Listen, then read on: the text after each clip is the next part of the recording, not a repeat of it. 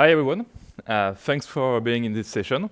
We will eventually try to talk about identity management, but I would like to introduce myself first. My name is Yoann. I come from France, where I run my own consultancy company, basically working mainly around the world, doing consultancy for SMB and school, basically. We do a lot of system and network administration for all kind of things, and I do a lot of software development. You may already use LOIT, one of the tools I wrote that some people seems to like. Yeah, so all kind of background and skills, let's say. The idea for today is to talk about identity management and what I consider to be the step after or maybe before device management. In my way of doing things and the way we at my company deliver services to all kind of organization, we found that doing identity management well will solve a lot of your issue about device management, about security, about even your work time as an IT team. So that's the idea. But first, let's talk about the context of it. Why does your job even exist? The point is, regardless of your organization, you start with humans that will use at one point some devices to get access to some services. That seems simple, but in fact, most people at your organization just want to access the service and will somehow feel like the devices are acting as a barrier, as something that restricts them to do their work. If you don't do it correctly, if you don't think about the corporate user experience correctly, and you don't put some effort about doing a seamless integration with everything, somehow the devices are acting against your user. And this is where there is interesting things to do and to think when we talk about identity and everything. It's because we are here to help end user to do work at your company. We are a service team, not a production team for most of us. So it all starts with humans. And regardless of what they do for work, what kind of people they are, what they will do in the end as a member of your organization, and regardless of the organization, is to produce some value with the help of the service they may need to use, like just Word, Excel, or maybe something more. But it will be all about using services to produce some value. And you, as an IT, with those services in mind, you will have to do a lot of work about creating logins for the user, assigning some rights, helping them to log in and to use the device, to use the service in the end. And eventually people will leave the company at one point, so you will have to remove logins and eventually handle all the data inheritance. So to handle that part, yes, at one point you need the device. But the device is for user is just a way of accessing those services. If they could do it without the device, they would prefer to do it without.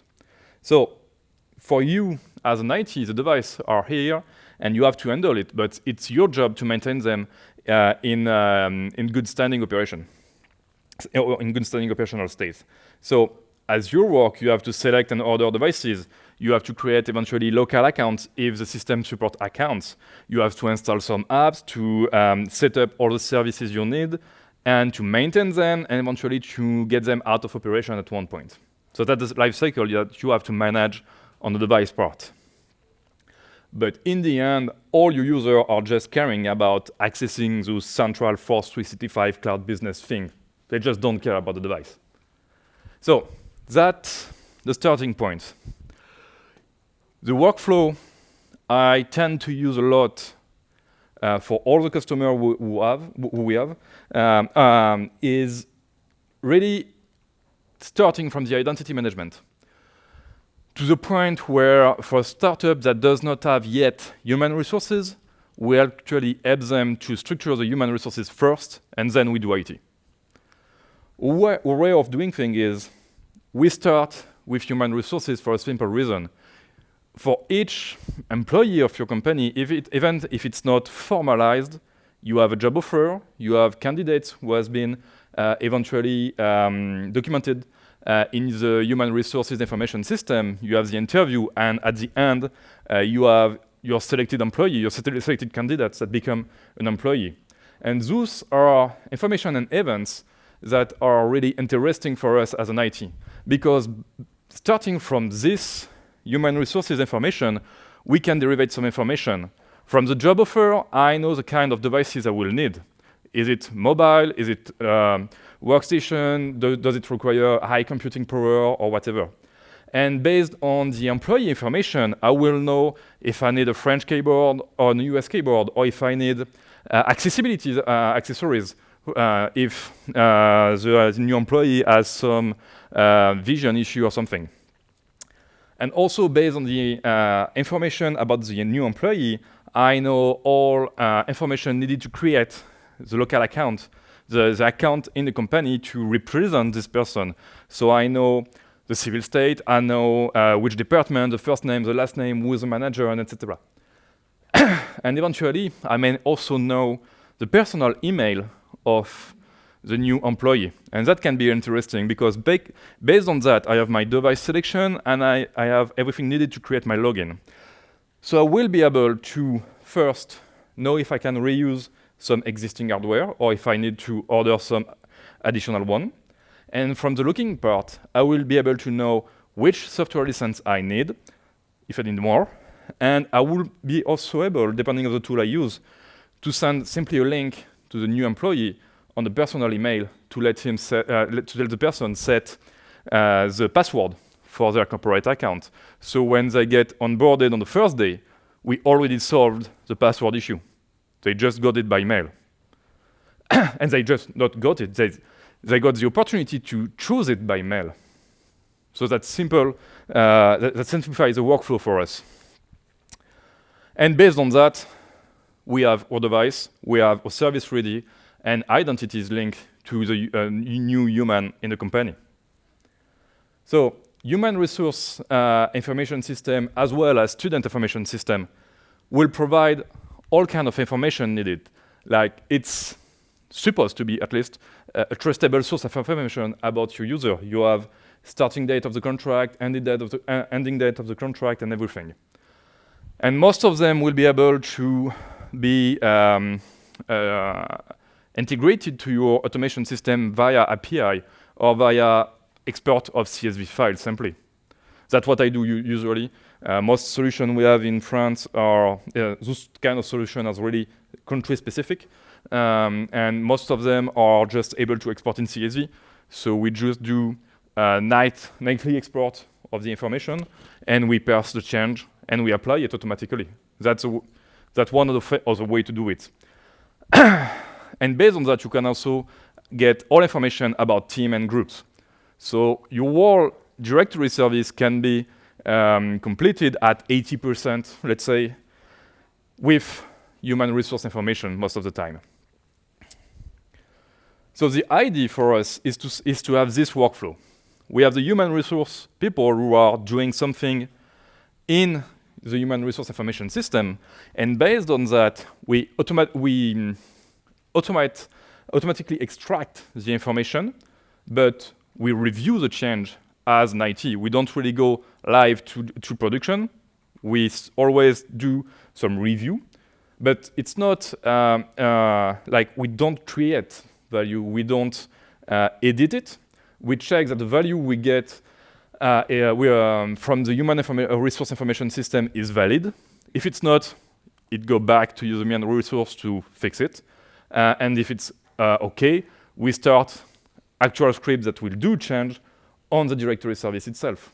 And so, doing that way, we are able to automate as much as we can everything related to identity creation and to have it in a really deterministic manner. We are sure about that all steps needed for new employee or for employee career modification are applied correctly. There is no human resource people sending an email to IT reading it, copying and pasting and doing some error. We try to avoid this as much as we can. So that's the global workflow to start with identity management. And once we have this identity, we will try to use it with all the service we need. And for that, we need a service to access this identity. And there is basically two ways for a service to workflow for a service to access those identity that we just created. User provisioning or directory request. Directory request is the one you are mostly used to. So it's, let's say you have a service provider, a user do something that is basically a lookup request. So think about, for example, you are in your mail client and you are looking to send a mail to your new teammate. You are typing first name and last name, and so the service will start up a lookup request. This lookup request will be converted most of the time as a directory request over LDAP, for example, to your directory service. Your directory service do the computation and return the result for the directory request. And then the service provider send back the lookup result to the user. That means one thing. If your service provider, that means one thing. Your service provider must be able to reach the directory service. It's the service provider who is at the origin of the communication to the directory service to do the directory request.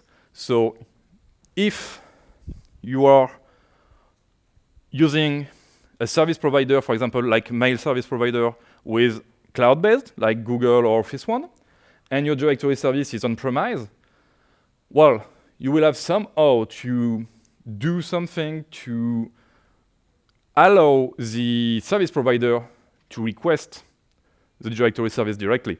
And so open something on the firewall or do some other solution like that. So there is a high implication on the network part about using a directory request model to consume information from the directory service from a service provider point of view. The other way of doing this is using the user provisioning pattern. So basically, in this model, we have an identity provider who is in charge to inform every federated service provider of any change in the identity base. So if there is a change, then the identity provider pushes the change to the service provider. And so when the user are actually doing a recap request, the service provider already have all information needed to answer directly. And it does not need to reach the directory service. So when you are using cloud-based solutions, that's really more easy to use because basically your service provider does not access the identity provider. It's the identity provider that will load information to your service provider. And this is something interesting. Another model that can exist and that will make more sense in few slides is what we call the just-in-time user provisioning. In some scenario, basically your user will be able to authenticate against the identity provider. The identity provider will issue some token that the service provider will be able to consume. And in this token, the service provider will have a lot of information about the identity itself, and so first name, last name, and etc., and can update the user record just in time. So that's the two models we have, and we will try now to focus on those new modern authentication and provisioning pattern, mainly made for cloud-based solution and things like that. So there is multiple solutions to do the modern authentication part. You will see a lot of them on the market: OpenID, SAML, OAuth, WSFed. Basically, they all work the same. The same ID is behind. The implementation is different, of course, but the global ID is the same, and it will be exactly like that. You have your user on a device trying to access some service. So at one point, an access request will be sent to the service provider. And the service provider, now that it is federated to an identity provider, what it will do is sending a redirect to the identity provider. And then the device will then forward the request to the identity provider itself. The identity provider will do its own job to authenticate the user by any way it wants. It can be login and password or something else. Can eventually enforce two-factor authentication, even if the service provider does not support it by default or has no option to support it. The fact the authentication is ended by the identity provider means everything can be done at the identity provider steps to do multi-factor authentication. Once the authentication has succeeded, the identity provider sends back a response that the device will forward again to the service.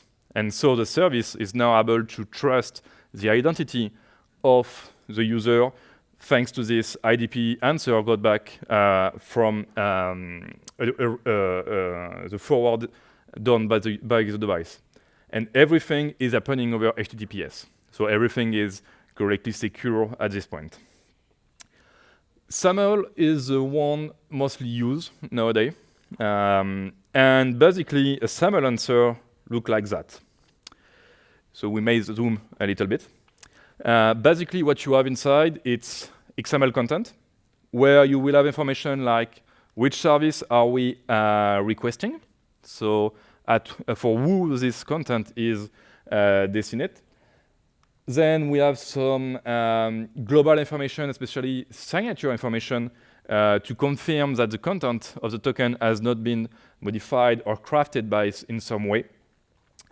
Since only these XML things act as a proof of authenticity, we have to be sure that no one has been able to craft it in a way or another.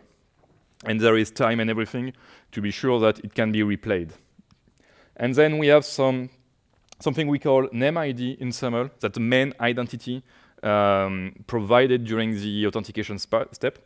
So for example, we get here a user email address as part of the name ID. Most service providers you will find on the market now require an email as a name ID. That's maybe not the smartest thing to do, but yeah, in the end you will have a lot of time to use the email for that. And you can also pass some additional attribute to give more information to the service provider. And so, for example, we can have the user email, some immutable ID, the first name, the last name, etc. The reason was I was saying using an email as a unique ID is a bad ID is because people change name over time. People get married, people, whatever. So most service providers have forgot completely this part. But when you have choice to push them to use some sort of source anchor, like a UUID that will never change, it's really a good idea to push them to do it. So like that, when your identity change because someone get married and change the name, or for some reason people change the name at all, you are able to automatically push the change to all the service without having any issue using some supposed persistent ID that is not that persistent in reality. When you set up the link between service provider and identity provider, basically both of them are providing some metadata information where you found URL to set up in both sides. So basically the setup can look like that. This is the identity provider part, where here we are saying, okay, this is for RingCentral European instance. This is a single sign-on URL. This is a recipient URL. All those information are provided by RingCentral here as a service provider. So I set up the identity of my service, the information of my service. I set up the name ID I want, like here it's an email address. And then I will also set up a requirement for security. So do I want to sing the answer or the assertion? Do I want to encrypt it or not? Do I want to include the certificate inside? This all depends on the service you use. And from my experience, a lot of service providers are really bad at documenting this thing. So we always found that, yeah, the documentation was not saying it, but actually you are requiring this specific option. So it's a matter of time to understand who need what. But yeah, you basically need all those information to be sure that this token you are sending back is correctly secured. And then you have your custom attribute. Basically, if you are doing your user provisioning in another way, if you are not doing just-in-time user provisioning, you don't really need the custom attribute mapping because the identity is already there. And just using name ID, you are able to link the authentication token to the existing identity.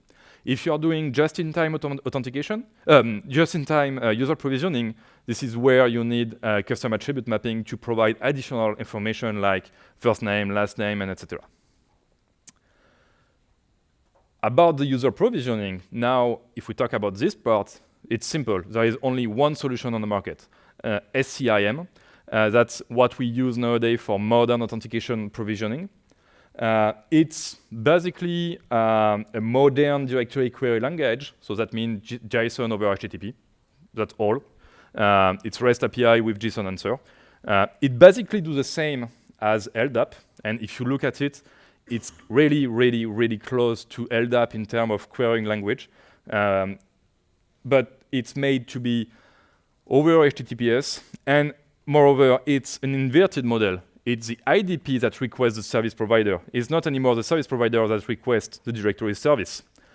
And basically, it's a usual querying language with all current operations, so we can create, update, read, or delete any kind of record via SCIM.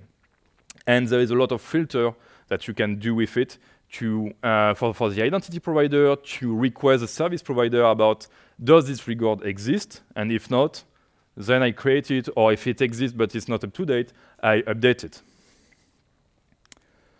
The exchange model is like that. Basically, the IDP wants to do a lookup request to eventually do something on the service provider. It just sends a GET request over HTTPS to the service provider with some filter about the user kind, the username, etc. And then the service provider answer back some JSON content in a standardized way. All those information are always exchanged in the same way for what is standard to everyone. And if the identity provider wants to do create a new user, it will basically post something over HTTPS with as a body the JSON content of the new record, and then the service provider will simply answer all information about the new created records, like generated local UUID and things like that. Basically, SCIM has been created as agnostic system already supporting user and group and or open to extension. So if for some reason the service provider we are using are managing something else than user and group, and it's something that your identity provider is able to provide, some extension is possible, and the identity provider software editor can do the work to support it, the extension for the specific service provider. And basically, it's all over HTTPS, so it's all HTTP method to do usual operation, and there is a discovery API. So basically, the identity provider, when it connects to the service provider for the first time, can use this discovery API to automatically set as much as we can. And the idea behind that is usually everything that I've just shown you are useless to you. It's the identity provider job to abstract all this complexity and provide you a working SCIM solution. So right now, there is not a lot of IDP and SP who are supporting correctly that part. A lot of them are supporting it, but only for service providers that are already known. So if the identity provider has done the testing needed to support the service provider user provisioning, then you have it. But if not, most of the time, you don't have the ability to do it manually. So this is something you may have to ask to your identity provider at this time. Before continuing, is there any specific question for that part? Modern authentication, modern user provisioning, etc. Skim only used for, so Skim just used when you're doing just-in-time provisioning? Yes. Okay. No, not just in time. User provisioning, no, the standard user provisioning. For the just in time, it's only SAML we use. Okay, so if it's just in time, it'd be a SAML assertion. Yeah. And the information from the SAML assertion is Yes. used to provision the user. Yes. Where SCIM would be used if you want to provision users ahead of time. Yes, exactly. And the reason is maybe, for example, the usual example I gave is the mail service provider. I don't want to wait for my user to log in for the first time to have the mail created. I want it to be created as soon as the contract starts, or maybe a week before, to have some contextual information in the mailbox, etc.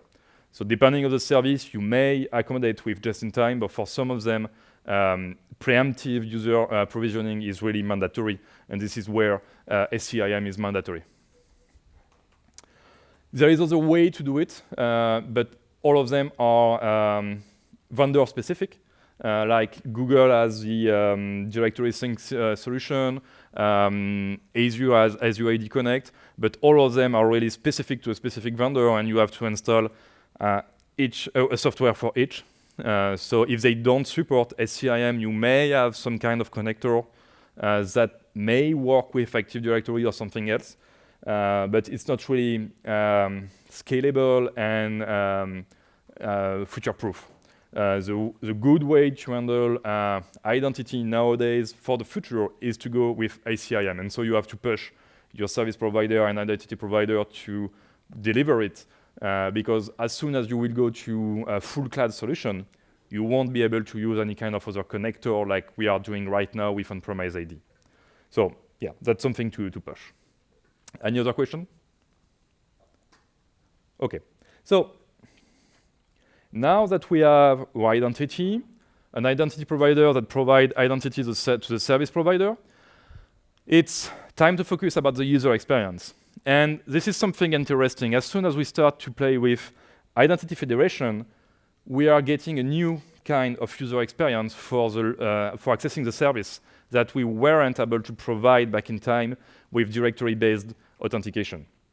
So the usual one is service provider initiated login. It's the most obvious one. The user accesses the service provider, enters the mail address, gets redirected to the identity provider, are requested to log in, and then redirected with the authentication token to the service.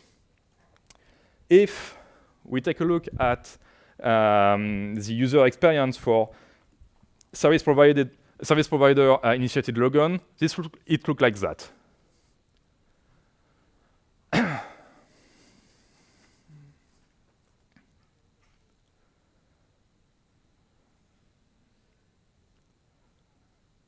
So we just move from the service provider to the identity provider part. We are requested to log in. And you see that the username may eventually be different than the mail address. And then once we are authenticated, we are redirected back to the service provider. So that... Sorry.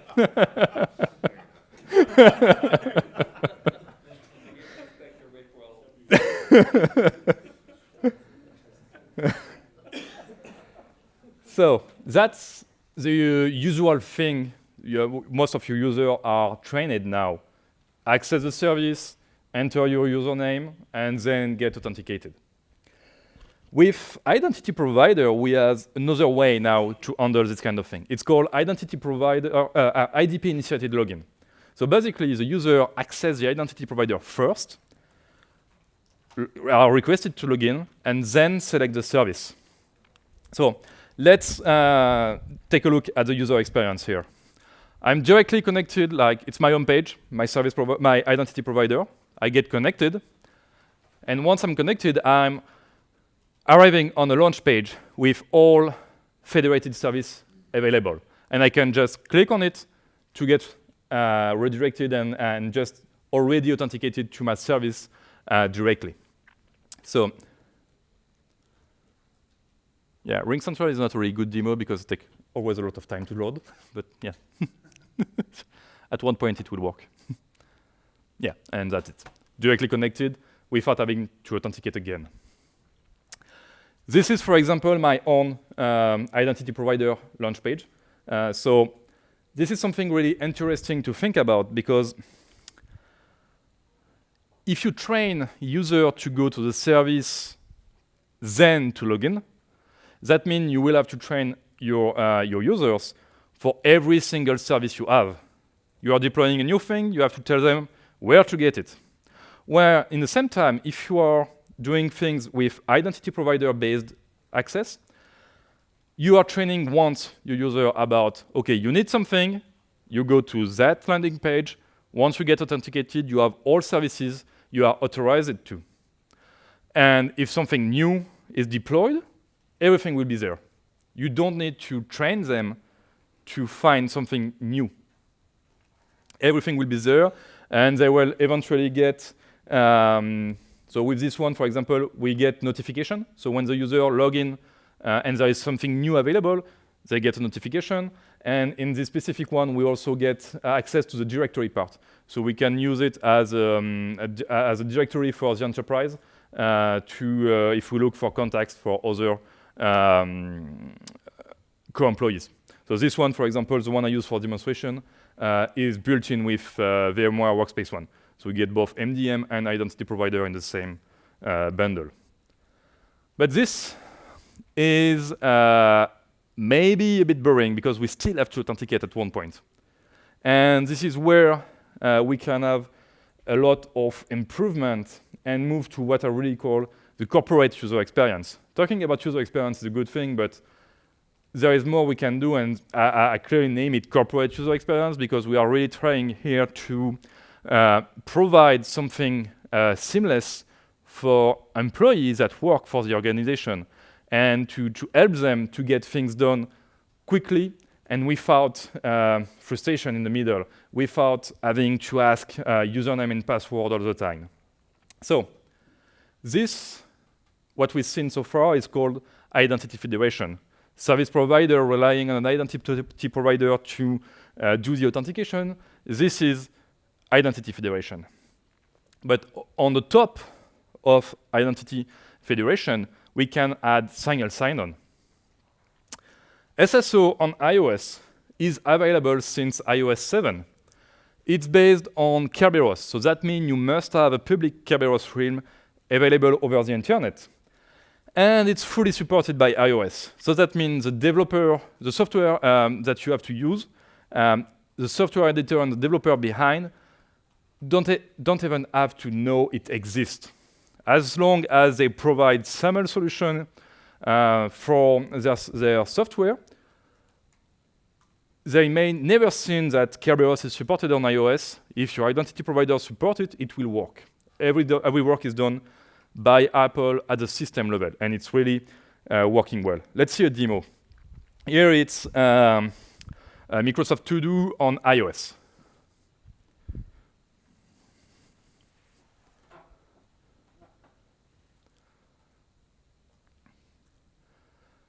So I get my username. Here I'm redirected to my identity provider. I get automatically connected with Kerberos at this point. And once the Kerberos exchange is done, I will be redirected back to my service provider. And here I'm connected. So main idea here is we are in a model where we trust the endpoint.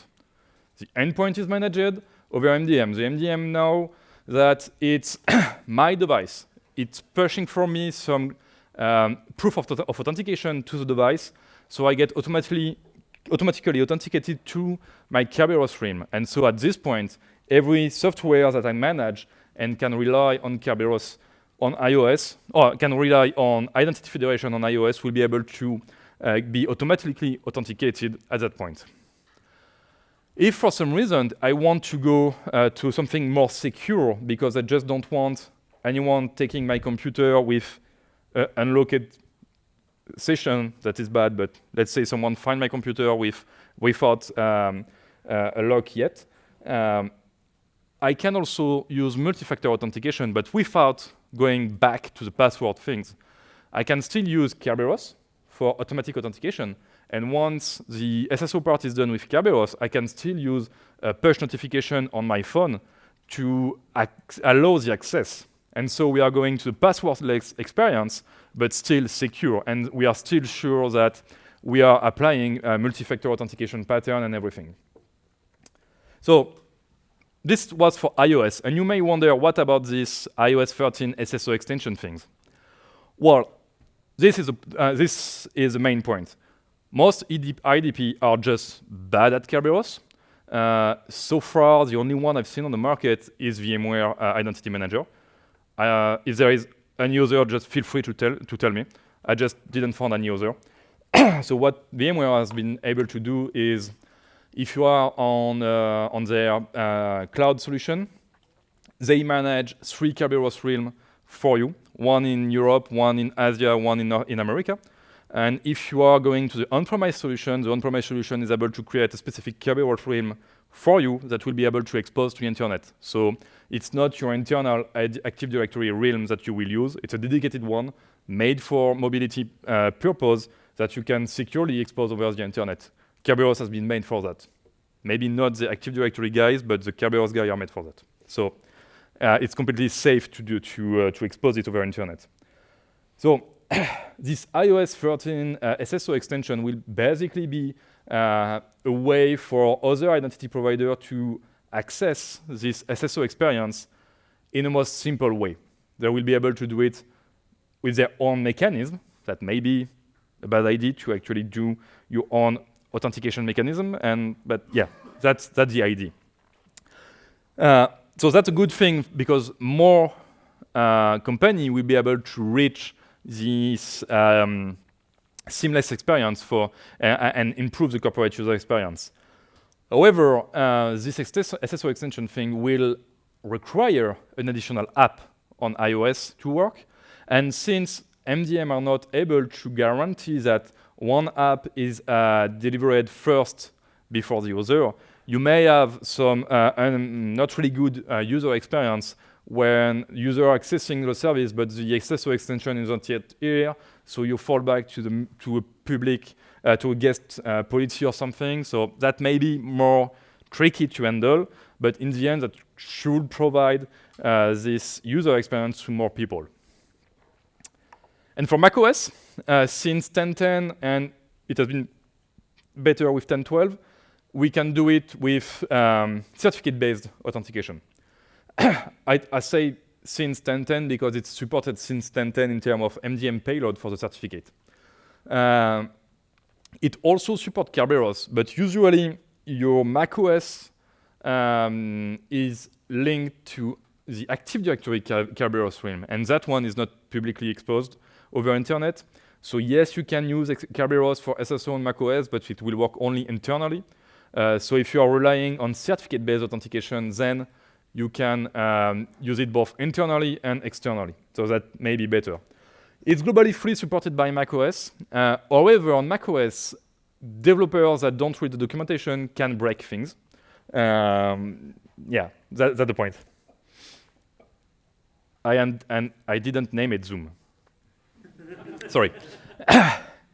So yeah, you may have some issue on macOS if you are going anyway Kerberos or certificate-based authentication if the software developer just didn't follow the recommendation from Apple. And in that case, you can just send them back to documentation to support it correctly. If we look at a demo here, here is the user experience on macOS.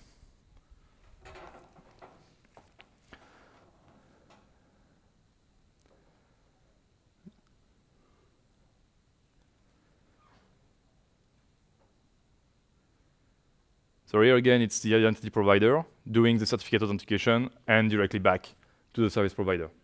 And again, if I want additional security, I just go multi-factor with push notification on my phone. So again, SSO extension in Catalina, same story. Not all IDP are able to provide a correct certificate authentication method for identity provider. So again, this will provide more opportunity for everyone to have this kind of passwordless experience for their users, but it will require an additional app, and so the UX can't be really perfect, let's say. But one thing good with Catalina is since we will be able to access every of us will be able to access Enterprise Connect. It's built in Catalina. Every of us will be able to have mobile Kerberos used on macOS, and so you will be able to use, I think at least, you will be able to use the iOS method, authentication method, on macOS too, and so provide a really good user experience without having the pain to manage the certificate part. That can be a bit tricky sometimes. So yeah, that's a good thing. The last thing I want to show you with IDP is we can chain IDP, and that's a good thing. Right now, we have one service provider asking authentication, delegating the authentication to an identity provider. But an identity provider can also delegate the authentication to another identity provider.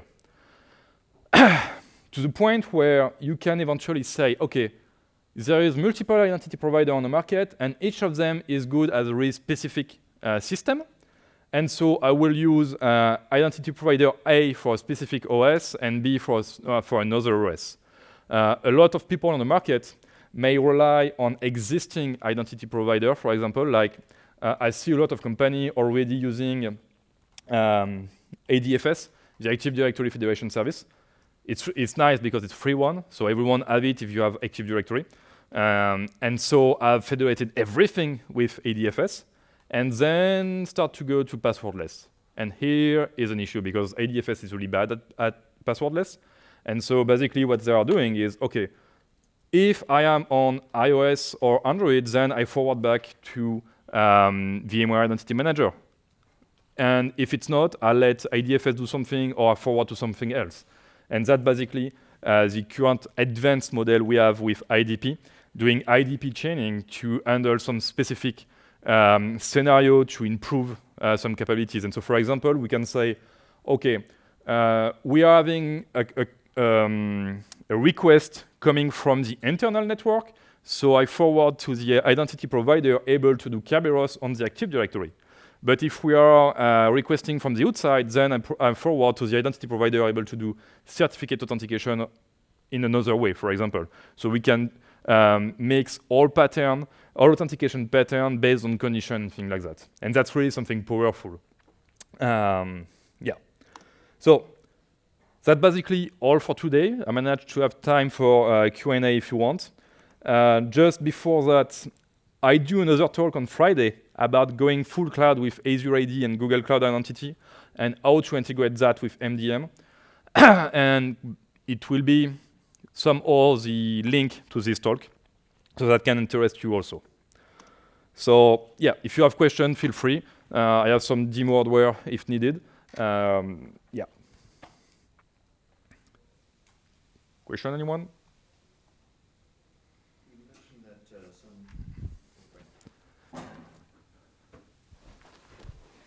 You mentioned that some identity providers don't support things very well. Do you have any examples that you could show? I will avoid to name and shame. Maybe some that do it well? Clearly, the one I recommend so far, and the one I have no issue with it, is Identity Manager from VMware, built-in Workspace ONE. This one, I feel it trustable. And basically, when you pay for it, it's the same price to go MDM and Identity Manager than you have MDM only with the competitors. So I like this part. It's easy to sell because it's free, basically. It's built-in, at least. There is other on the market, and basically, Google Cloud, as well as Azure AD, are also able to act as an identity provider. So if you don't have the money to have a specific solution, you can already go to the identity management, identity federation model with existing cloud solutions such as Google Cloud and Azure AD that you already have with Office 365. So if you have G Suite or Office 365, you have Google Cloud Identity or Azure AD, and so you can federate with it. That's a good start. And there is some others that on the market that try to do everything, like, okay, I do identity management, I'm able to connect to your human resource information system, I'm able to create license, I'm able to create this, and this, and etc. Each of them I've seen so far on the market are really bad, clearly. Like they are trying to do LDAP gateway, it don't really work well. There is limitation in their provisioning model, etc. So I really like a dedicated solution like that. It do one thing, but it do it well, more than trying to do everything and doing everything badly. If that can answer your question. I'm with one login, so maybe. Yeah. Should answer. Any other question? Okay. Yeah. The link between the HRIT IS Yep. and these systems. Yep. Now, in my case, we're using Bamboo HR for, yep. for that. Bamboo HR has a native integration with Okta. Okta has a lot of limitation in terms of group management, but for identity part, it's barely okay, we'll say. So that's the first start. But basically, Bamboo has some API. So if for some reason existing middleware on the market are not advanced enough, you can just integrate with it, basically. On my side, I have two main solutions, I would say. If there is on-premise AD, I have a bunch of PowerShell scripts that do everything for me, that I may publish at one point when I consider those usable by someone else. And if it's full cloud solution, so far I look at direct integration with Bamboo and other solution, or eventually with Okta as a middleware, but there is some limitation about the group things. So I don't really recommend it because you are really limited really quickly limited when you are trying to do everything and not just identity. Thank you. Thank you. Well, if there is no other question, I think we are done. Thank you.